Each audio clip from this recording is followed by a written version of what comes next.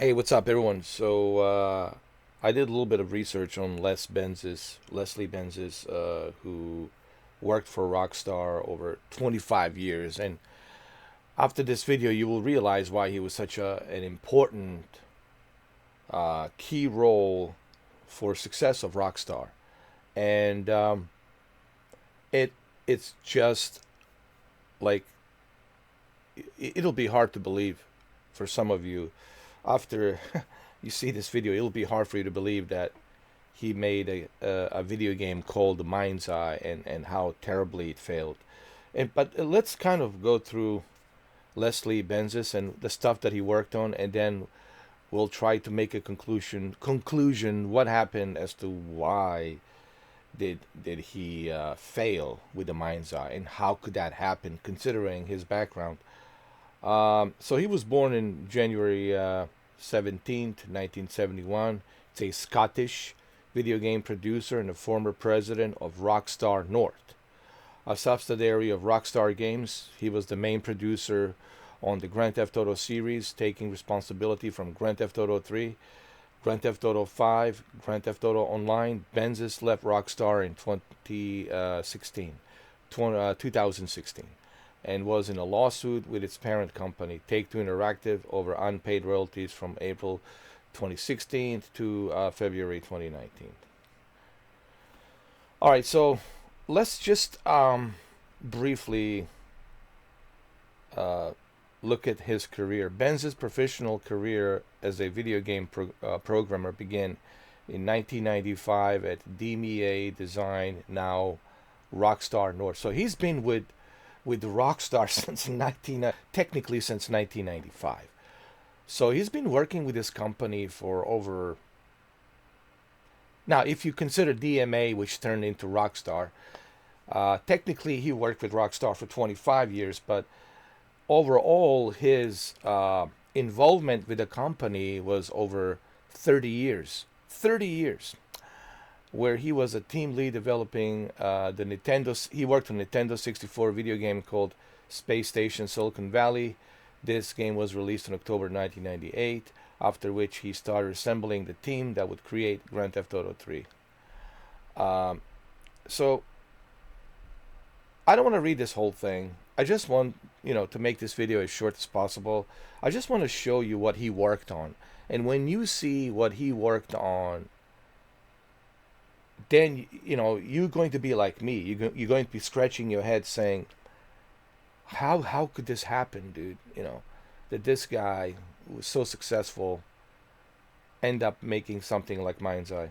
So let me just show you the list of games that he worked on, and it will blow your mind. I mean, literally, it will blow your mind when you look at his resume, right?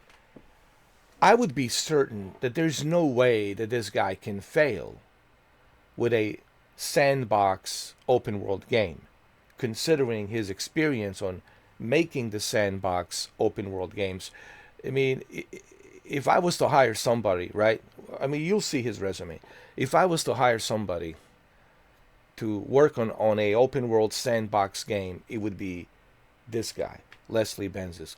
Just considering, 25 years of his experience. I mean, are you kidding me? He pretty much reinvented the Grand Theft Auto. I mean, yeah, there was Grand Theft Auto 1, Grand Theft Auto 2 from the bird's eye, where you're looking from the bird's eye, it was pretty cool. But what really shaped Grand Theft Auto what it is today is this giant behemoth, that it is a giant behemoth. It was Grand Theft Auto 3 in 2001 October. So let's look at the games that he worked on really quick. And just look at this list.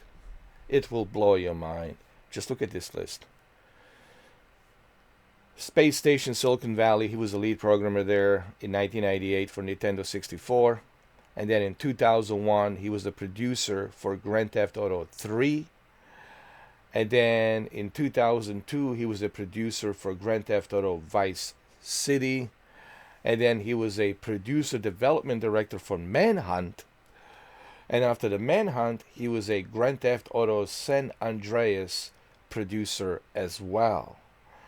And then in 2005, he was a Grand Theft Auto Liberty City Stories producer as well.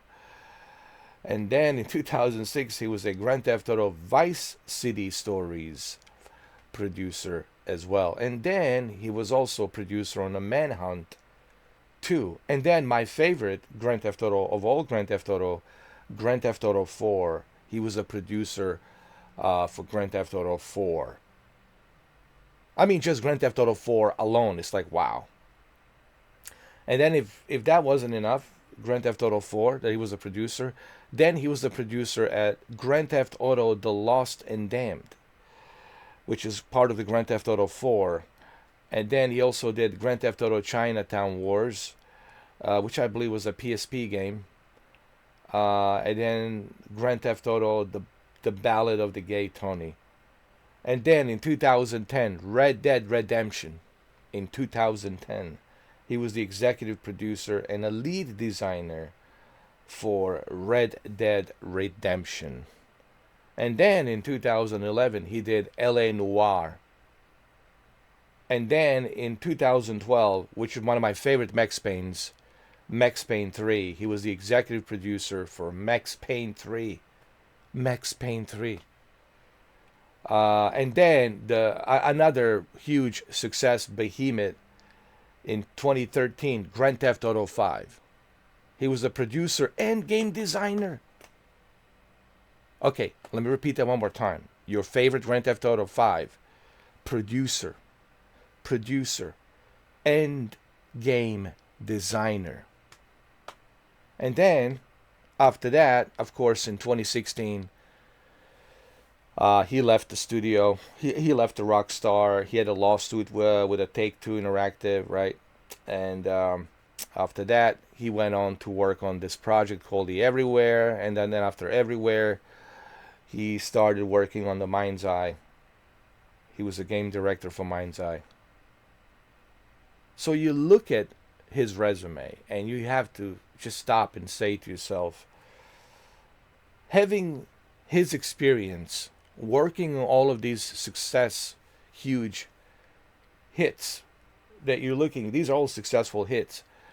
How do you make a conscious decision to release a game that's unfinished like MindsEye? Yes, he started his own company called Built a Rocket Boy, but how do you, with all your experience, dude, with all of your background experience and your resume in the past 30 years, how do you, man, allow a MindsEye to become such a unfinished product?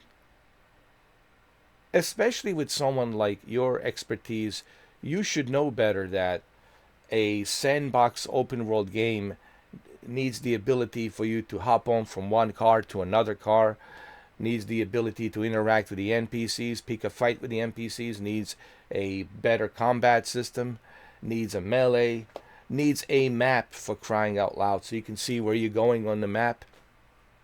Needs a multiplayer. How can you release a game in such a unfinished, broken state? Because he made a conscious decision, and I know I kept using that conscious decision, and he did. He made a conscious decision to release unfinished product, and my only question is, why? Why would you release such a unfinished product? Listen, if this was somebody who is brand new and just started a company, fresh out of game designer school, and it's his first project, right? If this was someone who's just brand new and has no resume like Les does, then fine, then I understand. If it's somebody who never worked on the video games, their first time working on video games, then I would understand, okay, it is what it is. But this is a veteran, dude. This is a veteran of, you could call him a grandfather of sandbox open world games. I know people say Todd Howard because of, you could call Todd Howard too as a granddaddy of sandbox games, but you can also call Les Benz is a granddaddy of sandbox open world games, and you know, you look at this and you dude, like how I know you guys will be scratching your head. You'll be saying, seriously, dude, like how do you do this? Like it's almost like he wanted to fail. I don't. This will be a one big mystery to me. I will end the video by saying this. This will be one big giant mystery to me. I remember when I first saw the trailer, and I was talking to my friend back then. We were talking about it. I'm not going to mention his name, but we were talking about it, and he said, "Hey, dude, this is Leslie Benzies. You know who that is?" I was like, "No." And then he explained to me, "Yeah, Les Benzies, man, go look him up." And then when I saw, like Wikipedia, when I seen what he worked on, I was like, "Oh yeah, dude, this is going to be a clone of Grand Theft Auto 5, dude. This will be like a competition to Rockstar now." I was like, "Yeah, dude, this is done deal. Awesome." But then here we are, MindsEye this summer, and it's just it's a horror show. It's a horror show, man. It's just nothing. It's unfinished. It's okay. Let me make it to you like this way.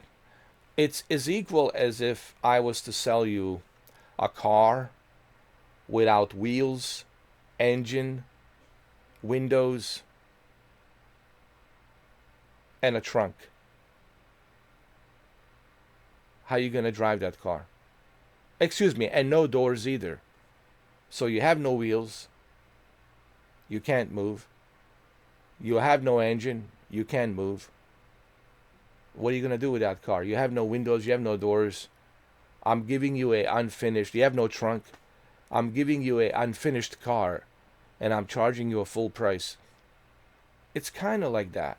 And I know maybe I'm exaggerating, here and there, but it's kind of like that. It's like buying a house without a roof, electricity, and running water, and no air condition. Who's gonna move into the house? Maybe a homeless guy. He needs. It's better than sleeping on the pavement. Card box, right? It's better than sleeping on a pavement with a card box. Card box. But yeah, it's kind of like that, dude. It's like that's the way I look at this, man. And this will go down as one big mystery to me. Uh, Knowing that he made a conscious decision to release the game unfinished. Delay the game, dude. Do an open beta. Do beta testings. Anyway, you guys let me know, what do you think? Because when you look at this, I mean, I look at this and if it was somebody who has never worked on a video game, some new guy or with no experience, okay, I don't expect much, from some freshman who just got out of the video gaming designing school, got certified and all that, and it failed making a video game. I don't expect much from someone who has no experience. But this guy has 30 years of experience, especially with the open world sandbox games.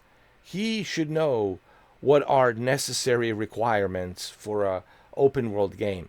Out of all the people, Les should know you need to have a map. You need to have the ability to hop on from one car to another car. You need to be able to access some of the places within the world, like buildings and whatnot and stores. Like, how do you actually, dude? Like, look at all these games, even the Max Payne 3. How do you go through all of these games and just work on all of these games, and then you end up with a Mind's Eye? I guess we'll never know. But anyway, I don't want to spend too much time on this video. I just want to kind of briefly bring this to your attention so you can see his resume. And when you look at his resume and you look at the Mind's Eye, and here's the sad part, people will only remember him now for the Mind's Eye. They'll forget about all of this. And these are like some groundbreaking video games that he worked on. And then Mind's Eye. Wow, dude. Anyway, I know it's hard. It's hard to believe. Yeah, but there you have it.